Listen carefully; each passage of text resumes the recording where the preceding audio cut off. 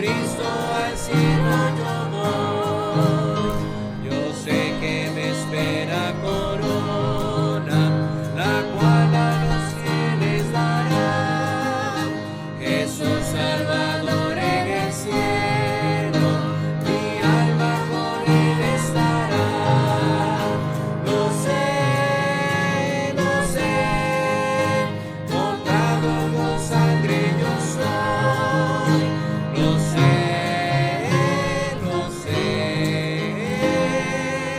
con Cristo al cielo yo voy.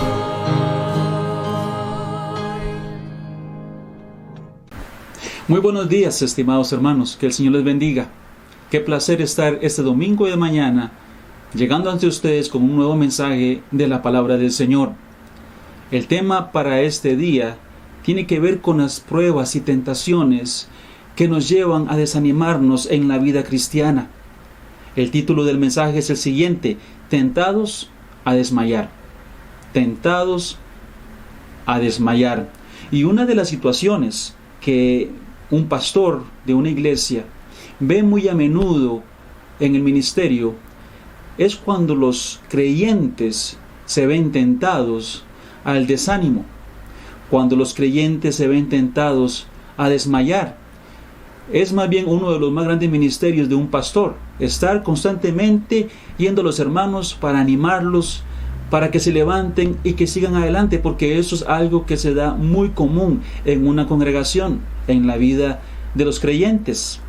Y es que tenemos que ser claros en este asunto. La vida cristiana no es como se dice, un campo de rosas.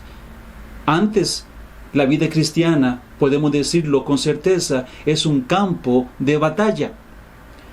La palabra de Dios a menudo nos habla a nosotros los creyentes como soldados que somos de Cristo y nos anima a la lucha, nos anima a la batalla, nos habla de una armadura que debemos colocarnos para poder vivir la vida cristiana, porque eso es la vida cristiana. Hay muchas cosas interesantes que suceden en la vida cristiana, hay muchas bendiciones que recibimos desde que nos hacemos cristianos, pero tenemos que entender que mientras estemos en este mundo, estamos en una lucha, y si estamos en una lucha, es muy fácil poder caer en la tentación del desmayo. Ser tentados a decir, ya no quiero seguir más, hasta aquí llegué, y ya no sigo más adelante en la carrera que tengo por delante, aquí me quedo y ya no puedo más. Si este es el caso en su vida en esta mañana, espero que usted ponga especial atención a lo que yo quiero decirle hoy y lo que vamos a ver nosotros a través de la palabra de Dios acerca del asunto de desmayar. Vamos a ver el significado de desmayar. Veamos qué es lo que significa esta palabra. Según el diccionario, desmayar significa lo siguiente: llegar a tal punto de cansancio que ya no se quiere seguir adelante. Eso significa la palabra desmayar, pero tiene más significado. Dice, significa también llegar a desanimarse, esto es, a perder el ánimo. Y también significa perder el valor, perder las fuerzas, perder las esperanzas. Y cuando una persona llega a ese punto, es porque ha desmayado. Ya no hay fuerzas, ya no hay esperanza, ya no hay valor. Solo reina el desánimo. La persona se sienta ahí donde está y ya no quiere moverse más, ya no quiere luchar más. Y nosotros como creyentes tenemos que tener cuidado de no desmayar.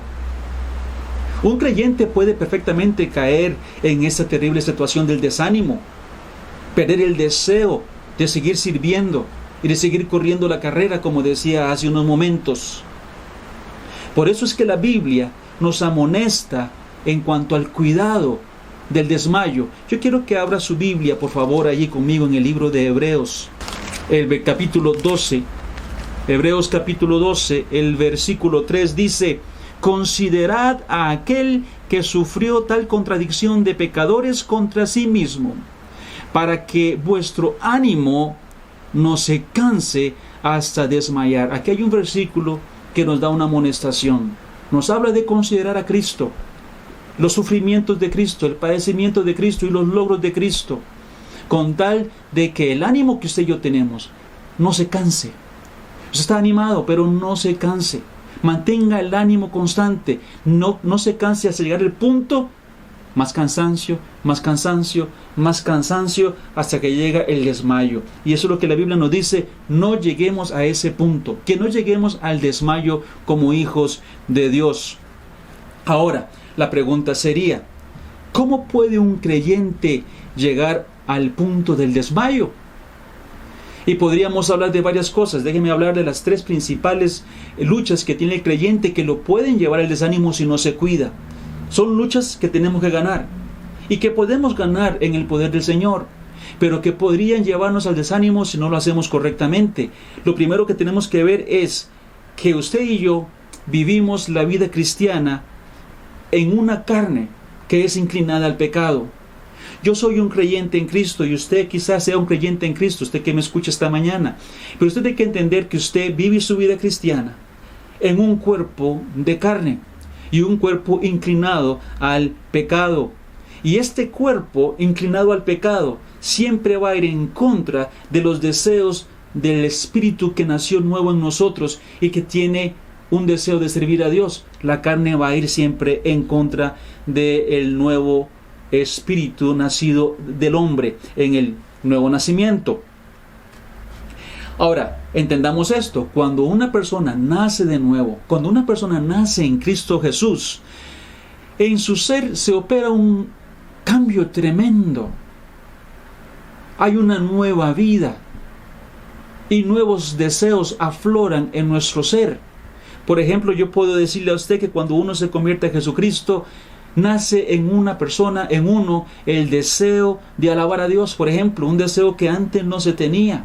Se sabía uno de Dios, oía de Dios, quizá iba uno a la iglesia, escuchaba un poquillo y medio mencionaba los coritos, si se sabía algunos, pero cuando usted se convierte, nace un deseo desde adentro, no de cantar y no solamente de asistir a un culto, cantar por cantar, pero un deseo de alabanza genuina.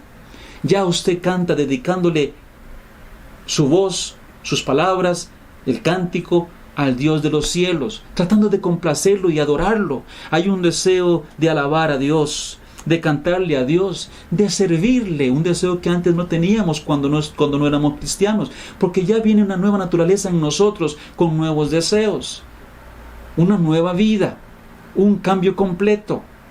Ahora, también el deseo de hablar de Cristo, que quizá antes tampoco lo teníamos, pero ahora con los familiares y con los amigos y con las personas, hablamos de Cristo, mencionamos a Cristo y ponemos siempre a Cristo delante de nuestros deseos, de nuestros negocios, de nuestros planes. Siempre estamos pensando en qué es lo que Cristo quiere, porque esos deseos antes no los teníamos, pero vienen cuando usted nace de nuevo. Deseo de hablar, el deseo de hacerle bien al prójimo, que quizá antes no lo teníamos, pero ahora pensamos más en el prójimo, de cómo ayudarle, cómo perdonar al que me ofendió, cómo ayudar al que está en necesidad. Hablando de los hermanos de la fe, también nace un deseo de estar con ellos, de compartir con ellos, de adorar con ellos, de congregarse con ellos y participar de los planes y de los programas de la iglesia, etcétera, etcétera. Con toda la razón es que Pablo escribe en el libro de 2 de Corintios 5:17, las siguientes palabras: de modo que si alguno está en Cristo, nueva criatura es, las cosas viejas pasaron, he aquí todas son hechas nuevas. Nueva criatura. De verdad que cuando uno se convierte a Cristo, usted dice: yo soy una nueva persona. Por eso es que nosotros podemos entonces ver historias interesantísimas como la del eunuco en el libro de Hechos capítulo 8. Un hombre que estaba afligido porque leía un pasaje de la Escritura y no podía entenderlo. Un pasaje en Isaías. Pero Felipe, guiado por el Espíritu de Dios, llegó donde estaba el eunuco y le explicó la palabra de Dios, y podemos entender que el eunuco fue salvo. No solamente recibió la instrucción de la palabra de Dios, sino que también recibió a Cristo en su corazón. Lo sabemos porque no más ahí, cuando encontraron el agua, él dijo: yo quiero ser bautizado, identificarme con Jesucristo. Y luego Felipe es quitado, ¿verdad? Una vez que salen del agua del bautismo, Felipe es quitado por el Espíritu de Dios. Y la Biblia nos dice claramente que de ahí en adelante el eunuco siguió gozoso su camino. Yo podría decir, siguió gozoso por el resto de su vida. porque había encontrado la fuente del gozo que es Cristo Jesús. Y también por eso podemos tener pasajes como también el de Zaqueo en Lucas 19. Entonces nos habla de Zaqueo, versículos 5 al 8, donde se nos dice que Zaqueo recibió a Cristo en su casa, porque Cristo dijo, cupo ir a su casa, y él abrió las puertas de su casa y dijo, sí, Cristo, ven a mi casa. Pero no solamente a su casa, sino también que le invitó al corazón. Eso lo entendemos porque una vez que Cristo estuvo ahí, llega un momento en que Zaqueo dice y se pone de pie diciendo, bueno, Cristo, déjeme hacer cambios en mi vida. Y esos cambios solo se realizan cuando Cristo transforma la vida de alguien. Y él dijo, voy a dar la mitad de mis bienes a los pobres. Antes era un hombre que solo pensaba en él, en lo material, y el resto no importa, solo yo y mi riqueza. Pero ahora con Cristo en el corazón, quiero pensar en los pobres y darle a los pobres. Y también tengo deudas con personas y voy a cumplir mis deudas, inclusive voy a dar más de lo que yo les debo a estas personas. Y esto es porque hubo un cambio. Esto lo hace el nuevo nacimiento, y eso es precioso, y usted lo ha experimentado si usted es cristiano, al igual que yo también lo he experimentado. Pero aún así, con todos estos fabulosos cambios en nuestro ser, pronto nos damos cuenta como cristianos que la lucha apenas está empezando, porque hay un viejo hombre, así se llama esa carne, ese deseo carnal de nuestro cuerpo, es llamado viejo hombre en las Escrituras. Efesios 4:22, no tiene que buscarlo, pero ahí está ese título. Se le llama el viejo hombre, o se le llama también la carne en Romanos capítulo 13, el versículo 14, los deseos de la carne, o la carne. Es esa naturaleza vieja, la naturaleza que tenemos y que está y que teníamos desde que antes de que fuéramos cristianos, a la cual nosotros servíamos, a la cual nosotros complacíamos. Ahora somos cristianos y queremos complacer el Espíritu y los deseos de Dios y la voluntad de Dios. Pero la carne no quiere. La carne quiere levantarse y quiere satisfacer sus deseos pecaminosos y arranca una lucha terrible. Una lucha que en la Biblia nos dice en el libro de Gálatas. Busque Gálatas, si usted está ahí conmigo en esta mañana con su Biblia a la par suya, busque Gálatas 5:16. Ahí se nos habla de la lucha que existe en la vida del creyente.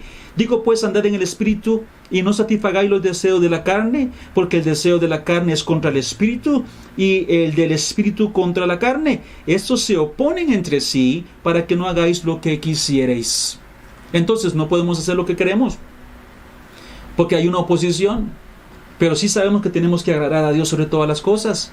Entonces queremos servir al Espíritu y la carne se opone. Y cuando la carne quiere ser servida, el Espíritu se opone.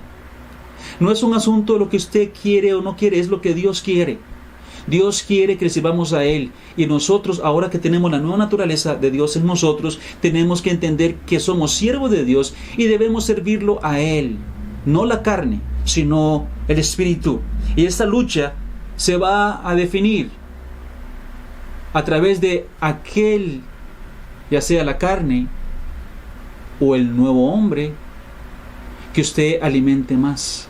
Aquel que yo alimente más. Ahí se define quién es el que va a vencer. Si usted provee para los deseos de la carne va a tomar control de su vida y va a esclavizarlo.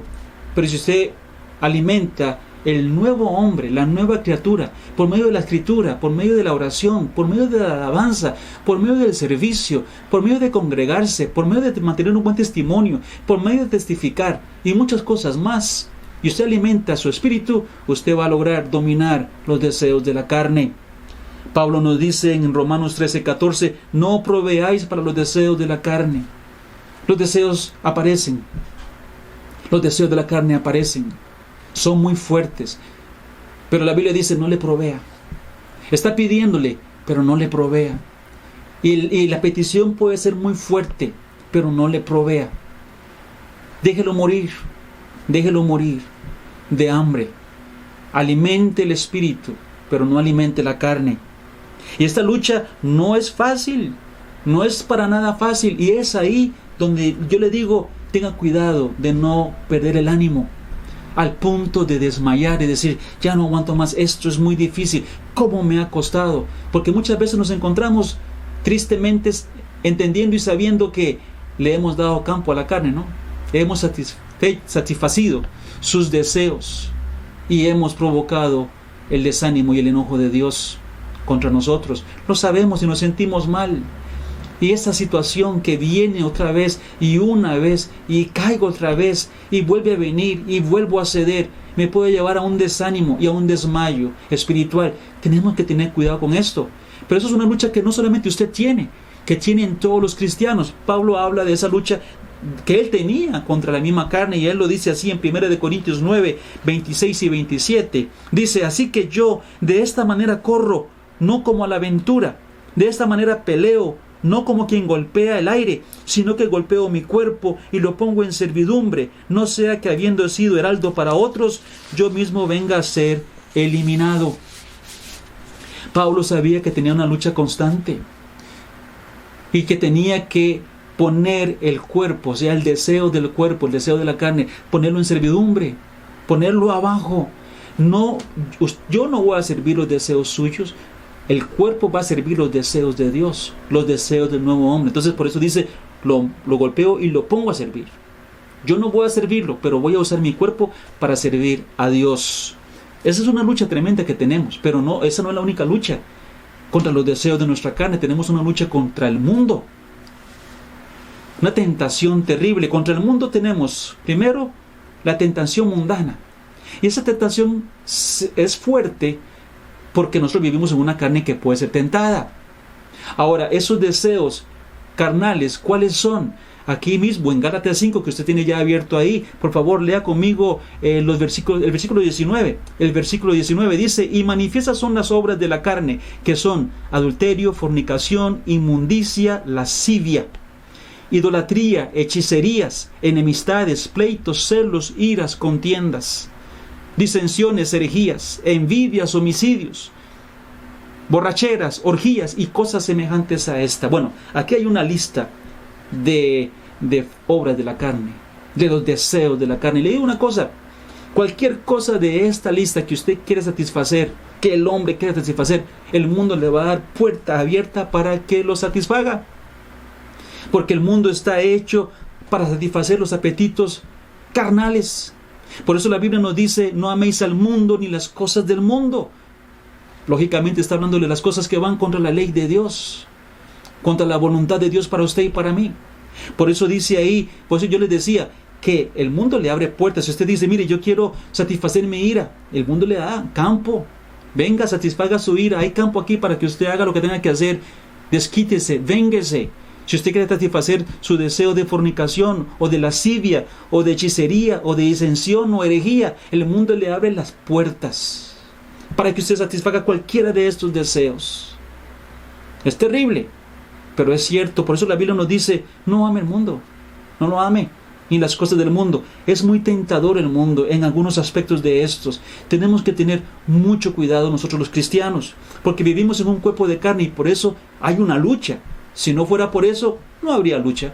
Pero hay lucha por el hecho de que vivimos en ese cuerpo y el mundo se aprovecha de esto. Satanás se aprovecha. Vamos a hablar de Satanás ahorita. Pero Satanás se aprovecha también de esta debilidad nuestra en la carne. Y él es el príncipe de este mundo y lo está formando de tal manera que sea difícil, ¿verdad?, el tránsito por aquí. Con el mundo tenemos también otra lucha.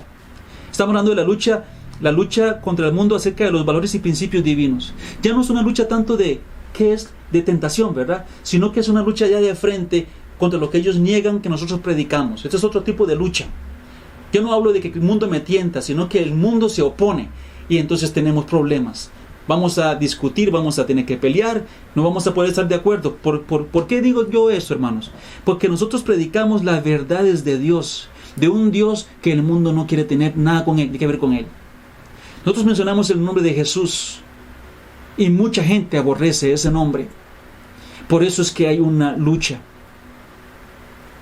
El hombre quiere quitar a Cristo de en medio y nosotros los cristianos, la iglesia de Dios, quiere poner a Cristo como el centro de todas las cosas.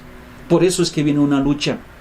El mundo está perdiendo los valores morales y espirituales cada vez más al fondo. La iglesia y los cristianos queremos poner esos valores morales y espirituales, levantarlos arriba con bandera en alto. Y por eso encontramos lucha. El mundo grita a viva voz: si te sientes bien haciéndolo, hazlo.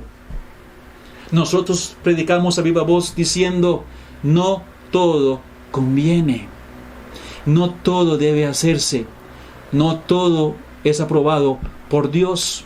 Y usted tiene que tener cuidado qué aprueba Dios y qué no aprueba Dios. Mientras que el mundo dice licencia, luz verde para todo. Y así no funciona. Hay una gran lucha por la fe. Hay una gran lucha por la fe, la vida del creyente, los mandamientos de Dios, el evangelio de Cristo. Judas 1:3. Libro de Judas, capítulo 1, versículo 3, dice: Amados, por la gran solicitud que tenía de escribiros acerca de nuestra común salvación, me ha sido necesario escribiros exhortándoos que contendáis ardientemente por la fe que ha sido una vez dada a los santos.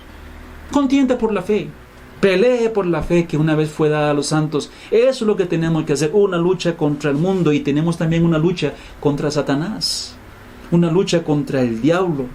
La Biblia llama a Satanás el tentador en 1 de Tesalonicenses 3:5.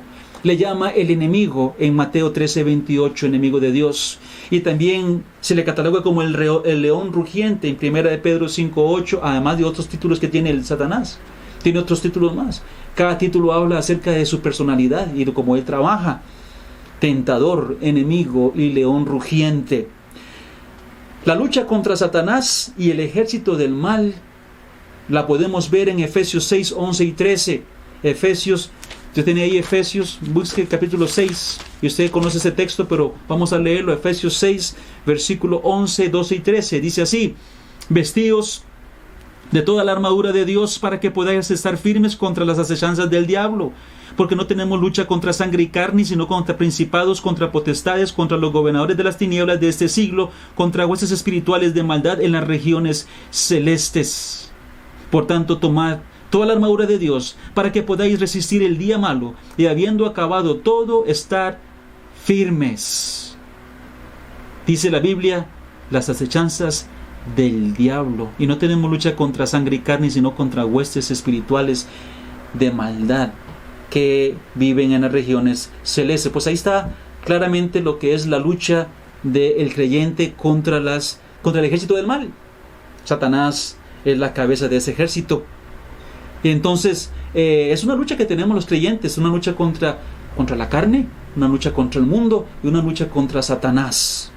Satanás es el príncipe de este mundo y ha convertido este mundo en que usted y yo vivimos en un campo de luchas, en un campo de pruebas, en un campo de tentaciones. Por eso la Biblia dice: no se quieran quedar en este mundo. Ustedes son extranjeros y peregrinos y van hacia otra patria, una patria diferente. Pero mientras pasamos por este camino, vamos a tener lucha terrible contra los enemigos de Dios y de la iglesia. Satanás conoce además nuestras debilidades, conoce la suya, conoce la mía, y él va a atacarnos por el lado más débil nuestro. Por eso, si usted sabe que hay algo con lo que usted batalla más a menudo, que es su punto débil, es que esto es lo que a mí me hace caer más fácilmente, eso tenemos que trabajarlo, ponerlo delante de Dios, luchar con ese asunto, afirmarnos en esas áreas. Pues Satanás conoce esa parte débil y por ahí va a venir, y entonces si sabemos que por ahí viene, fortalezcamos esas áreas para poder tener victoria en el día de la lucha. La lucha contra Satanás y sus huestes no son una vez al mes o una vez cada 3 meses, son constantes, son diarias, son todo el tiempo. Por eso tenemos que tener cuidado de no desmayar, porque es una lucha y una guerra constante. Hay mucha gente que ha dicho: ya no más, ya no aguanto más. Tiene que tener cuidado del por qué usted ha llegado a ese punto de desmayo. Ahorita vamos a ver un pasaje que nos puede animar y entender cómo evitar el desmayo. Pero cuando usted llega al punto de decir: ya no puedo más, usted tiene que tener cuidado, porque en algo usted aflojó, en algún punto de su vida usted dejó algo de hacer, y usted por eso se encuentra ahorita aquí. Pero desde que iniciamos la vida cristiana, Dios nos ha dicho: es necesario que a través de muchas tribulaciones entremos en el reino de Dios. Ya tenemos que haberlo sabido, que es una vida de conflicto en la cual ocupamos estar constantemente activos, pellizcados, como decimos nosotros, y puestos nosotros en las manos de Dios, en su fortaleza y en su poder por el Espíritu Santo, para poder vencer la batalla. Tenemos en la Biblia también algunos hombres de Dios que se desanimaron.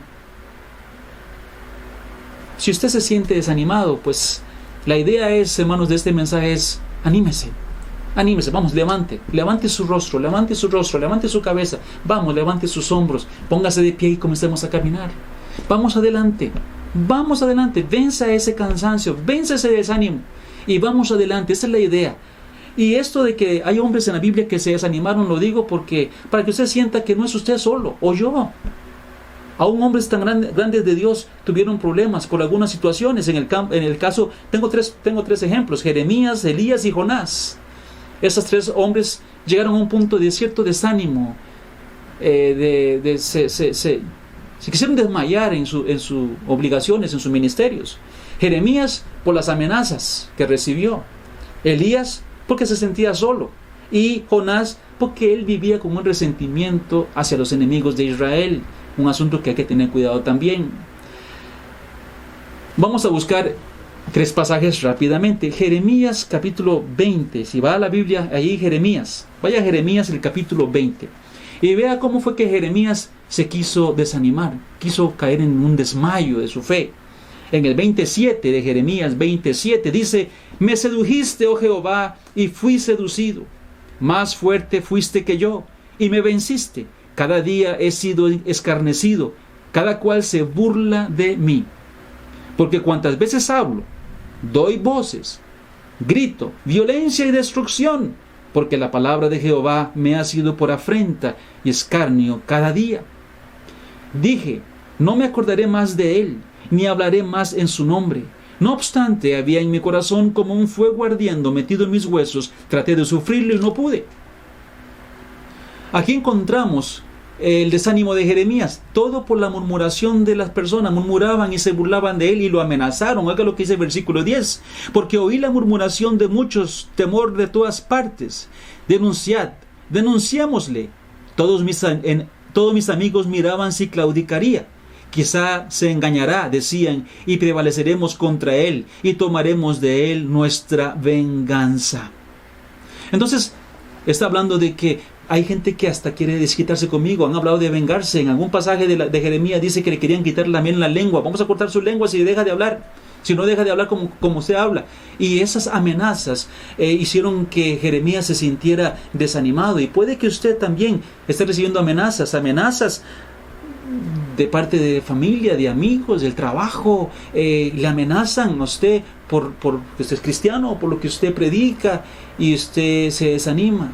Jeremías quiso desanimarse, pero dice que había algo dentro de mí, un fuego. Yo no pude dejar de cumplir mi deber, porque Dios le fortaleció desde lo más adentro y encendió un fuego en él que le ayudó a seguir adelante. Y eso es lo que usted y yo pedimos: Señor, pon un fuego en mí, porque me siento tan frío, tan decaído. Tiemblo, Señor, y calienta mi ser y calienta mi espíritu con el fuego celestial para poder yo levantarme y seguir adelante. El problema de Elías fue que se sintió solo. Y en el libro de Primero de Reyes, leo para usted el capítulo 19, el versículo 2.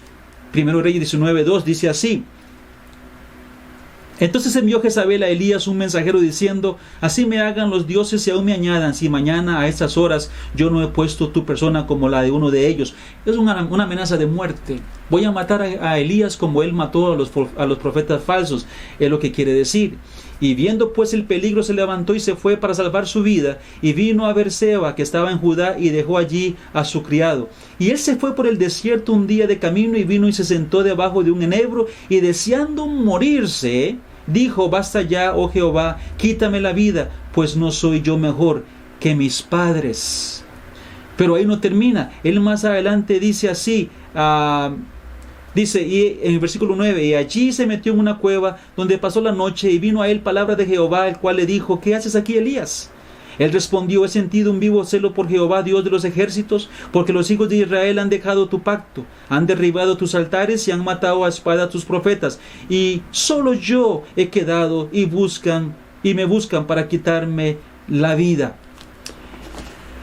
Habían amenazas también de muerte para Elías, pero él decía: yo soy el único que queda, Señor, y soy el único y me buscan para matar, entonces he huido, estoy desanimado. entendemos que Dios le animó, Dios lo confortó y le dijo: Elías, vuelve, todavía hay más hombres que no van a favor de Baal. Hay muchas rodillas que están a favor mío y necesito que vayas y los animes y los guíes. Y Elías se animó y volvió y siguió el ministerio. En el caso de Jonás que mencioné, Jonás lo que tenía era un resentimiento. Fue enviado a predicarle a los ninivitas y ellos eran enemigos de Israel. Ellos que pasaban siempre causando problemas a Israel. Y entonces lo que Jonás esperaba de Dios para ellos era un juicio, no misericordia. Y pues Dios aún lo usó, aún con ese sentimiento del profeta. Dios dijo: yo creo que usted vaya y les predique que va a haber un juicio si no se arrepienten. Y Jonás terminó muy deprimido. Y en el libro de Jonás, vamos a buscar el libro de Jonás un momentito, para poder leer este pasaje. Jonás capítulo, busca Jonás ahí, capítulo 4. El versículo 1 y 2 dice: pero Jonás se apesadumbró en extremo y se enojó y oró a Jehová y dijo: ahora, oh Jehová, ¿no es esto lo que yo decía estando aún en mi tierra? Por eso me apresuré a huir a Tarsis, porque sabía yo que tú eres un Dios clemente y piadoso, tardo en enojarte y de grande misericordia, y que te arrepientes del mal. ¿Y por qué, Señor? Dice Jonás, te ruego, ¿por qué no me quitas la vida? Porque mejor es la muerte que la vida. Para mí, es lo que dice él. Entonces, tenemos a un hombre aquí que se desanima, que no quería predicar, porque dice: yo sé que Dios los va a perdonar a esos enemigos de Israel. Dios es muy misericordioso. La idea es que Jonás tenía un gran resentimiento y eso lo estaba llevando al desánimo en la obra de Dios. Nosotros tenemos que revisar nuestro corazón a ver cómo está. Revise su corazón. Si no hay algo de esto en el suyo, en el mío, que nos puede guiar al desánimo. ¿Qué hablo yo? Están las amenazas. Hay amenazas que nos desaniman. Tal vez no las amenazas de las personas, pero las amenazas del tiempo en que estamos viviendo. Por ejemplo, estamos viviendo un tiempo en que nos sentimos como amenazados, ¿no? ¿Qué va a pasar? ¿Qué está pasando? Y de feria hay tanta palabrería que aparece en Facebook y en las demás páginas y en las televisoras y en donde usted va, la gente opina, la gente dice y la gente habla y usted lee y usted termina pensando: ¿qué está pasando? Sentimos como una amenaza en el ambiente, una amenaza. ¿Qué va a pasar mañana? El virus sigue siendo la amenaza, pero ya agregaron otros asuntos terribles en la vida, y por eso quizá usted se está desanimando. Usted dice: qué desastre, qué desaliento, qué terrible, qué tristeza, y va para el suelo. No se desanime, no se desanime. Sigamos adelante cumpliendo nuestro ministerio. O tal vez sea que se sienta solo, soledad, como Elías. Si es que siento que solo nosotros somos y no hay nadie más, somos muy poquitos, solo yo quedo. Vamos, hay otros que no van a servir a Satanás como el mundo lo está sirviendo, y tenemos que ir, ganarlos, fortalecerlos y hacerlos parte del ejército y seguir adelante en la obra de Dios. O si es como Jonás, como decíamos antes, resentimientos contra la vida, resentimientos contra Dios, resentimientos contra los hermanos, resentimientos contra la iglesia, resentimientos con todo el mundo. Y entonces está ahí que si mi Dios me manda a hacer algo, yo no quiero hacerlo. Yo más bien prefiero huir y no quiero responsabilidades, porque yo sé que no me siento con ganas. Estoy resentido. Téngate cuidado con eso también. Hay varias áreas en las que yo he visto que los creyentes se desmayan, se desalientan, y luego vienen terribles consecuencias. He visto que creyentes que me han dicho a mí: ya yo no le perdono más. Hay un asunto que tengo contra una persona y yo no puedo perdonar. Es más, yo le perdoné ya 2 veces y ya no más. Pensamos que con 2 veces ya es suficiente. La Biblia nos dice que ¿cuántas veces debemos perdonar al que me ofende? Usted sabe la respuesta. La Biblia dice 70 veces 7. Pero eso no significa que tenemos que hacer un número para ver si llegamos a ese número. ¿Cuánto es 70 veces 7? Y cuando llegue ahí ya no. No. Eso no se refiere a un número específico. 70 veces 7, el número perfecto, el número completo, significa perdone siempre. Cada vez. Siempre. Perdone. Eso se encuentra en Mateo 18:22, si quiere buscar el texto luego. He visto creyentes que se cansan. Ya no. De ahora en adelante, el odio es lo que va a reinar, pero no va a reinar el perdón. Ya no perdono más, ya yo no. Inclusive he escuchado a gente que dice, esto no lo puedo perdonar, no lo puedo perdonar. Una vez yo le decía a una miembro de una iglesia, usted ocupa perdonar, y es que usted no sabe lo que me han hecho. No era el asunto no se trataba que si yo sabía o no sabía lo que le habían hecho. El asunto es que sea lo que fuera, hay que perdonar, porque eso es lo que Dios nos manda. No es fácil, yo no estoy diciendo que sea fácil, pero es un asunto que hay que hacer. Seguir el ejemplo de Cristo, como Cristo le perdonó, usted también perdone. Hay gente que se cansa de ser honesto. He visto creyentes, he escuchado de creyentes, tristemente, que desmayaron en su honestidad y dejaron de ser honestos en sus labores, en sus palabras, en sus promesas, en su trabajo. Dejaron de ser honestos y esto es terrible. He visto a muchos desmayar y ojalá que usted que me escuche no desmaye. Manténgase siempre fiel, manténgase siempre honesto en lo que dice, en lo que hace, en cómo se comporta, en sus negocios. La Biblia dice en Proverbios 20:10, pesa falsa y medida falsa, ambas cosas son abominación a Jehová. Pesas falsas y medidas falsas, hablando de los negocios, es abominación a Dios. Dios abomina. Mantengámonos honestos en nuestro andar. La situación del mundo hoy puede provocarnos a querer ser y poner pesas falsas en nuestras palabras, en nuestros negocios, en lo que hacemos, para tratar de ganar algo más ahora que está tan difícil la situación. Manténgase fiel, porque el que le suple a usted es Dios.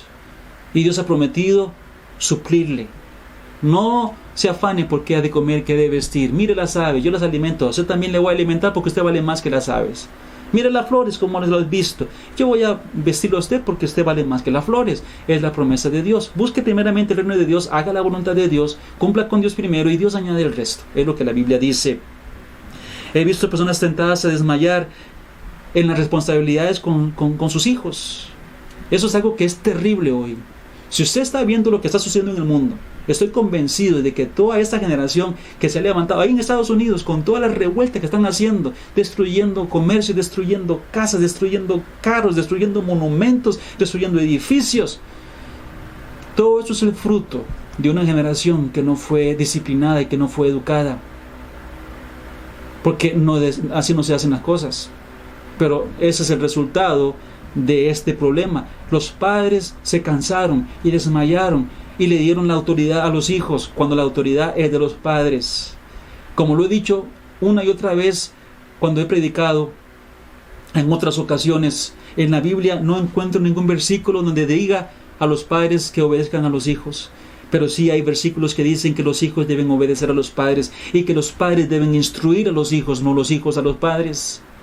Pero la gente se ha cansado, los padres desmayaron y ya no instruyen y ya no disciplinan como debe disciplinar. Se cansó, mejor dejarlos a la libre. Y eso es lo que vemos hoy.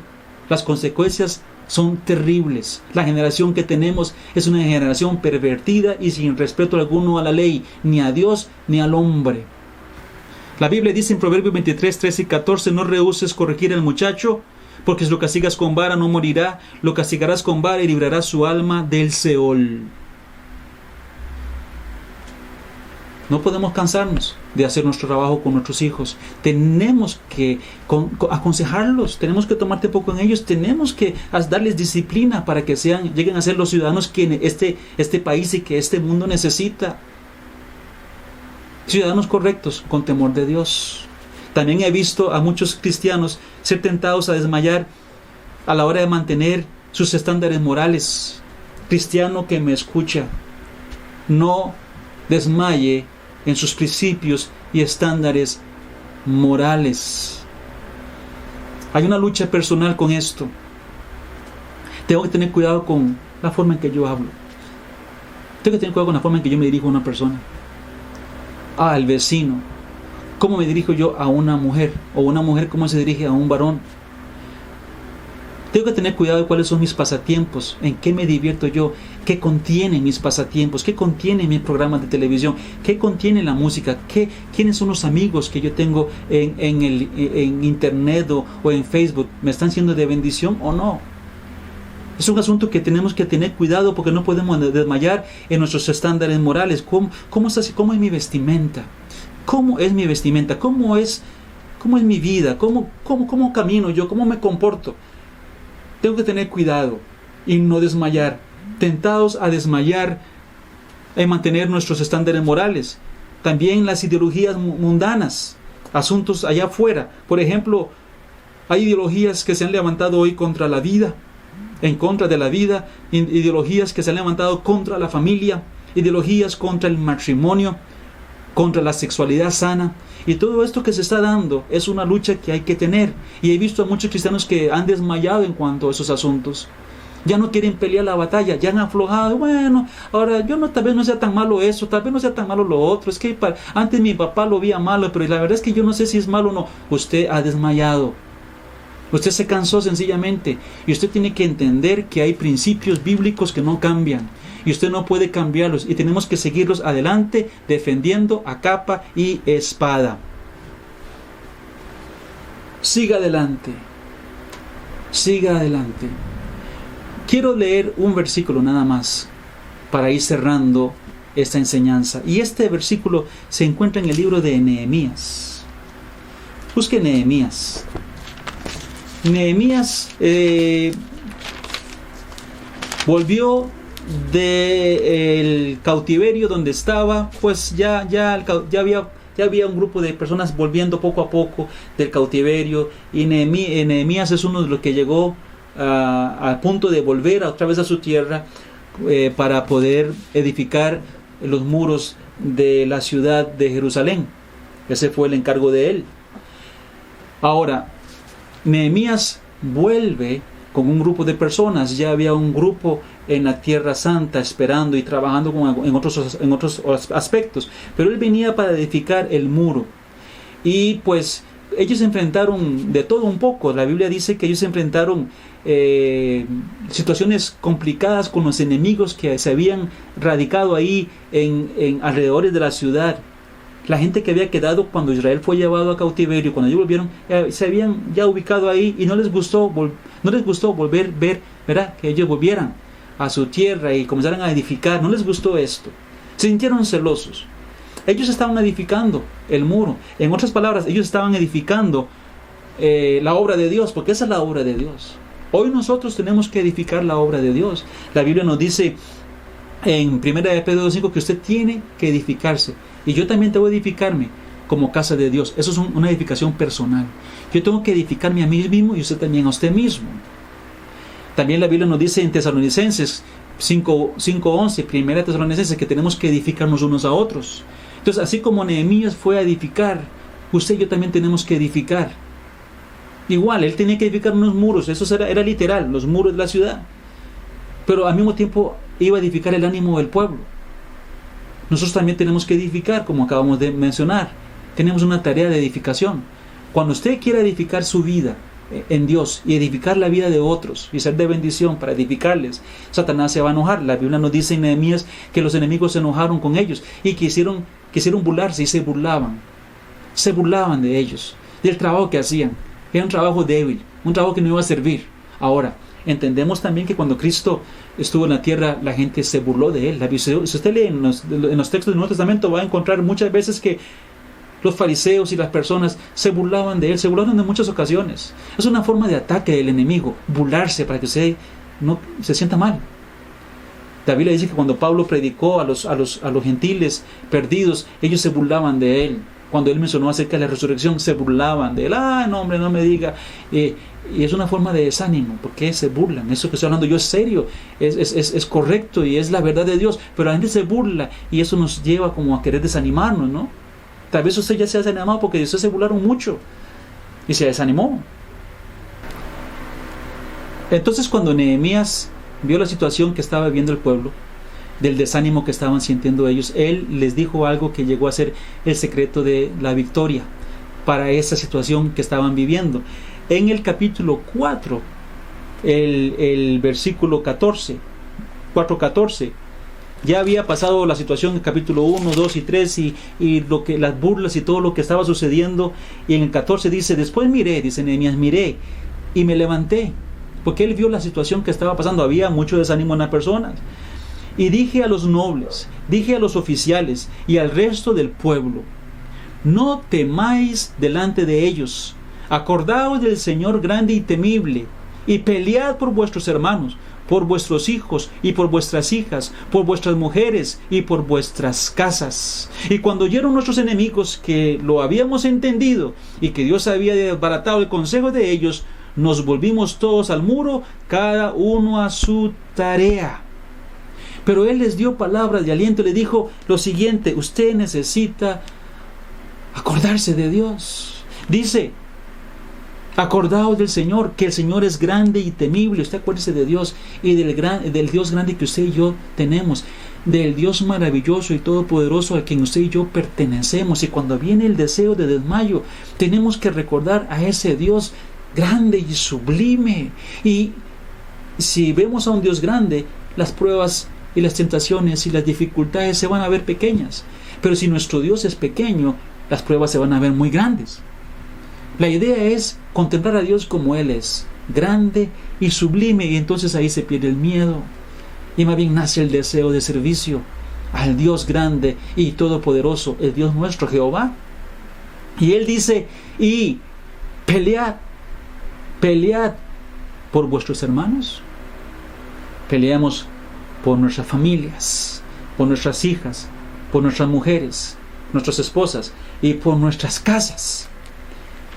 Pelear la batalla.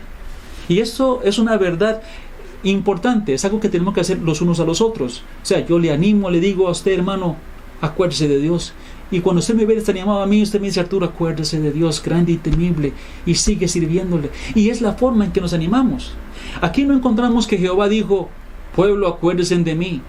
No, encontramos a Jeremías, un siervo de Dios, diciéndole a otros siervos: acordémonos de Dios. Dejemos de poner la mirada en esa gente, en estos enemigos, y pongamos la mirada en Dios. Recuérdense que es Él es Dios. No es un hombre débil, sino que es un Dios todopoderoso. No es tiempo para desmayar, es tiempo de batallar por todas estas cosas que son importantes. La batalla se termina cuando Dios nos lleve en el arrebatamiento o a través de la muerte. Pero hasta que eso suceda, debemos animarnos en Cristo Jesús diariamente, alimentarnos de su palabra, fortalecernos en su comunión y proponiéndonos seguir adelante, siguiendo las pisadas de Jesús y el ejemplo de aquellos que, aunque sintieron que desmayaron, al final siguieron adelante y fueron victoriosos. Estimado hermano y amigo, que el Señor le bendiga.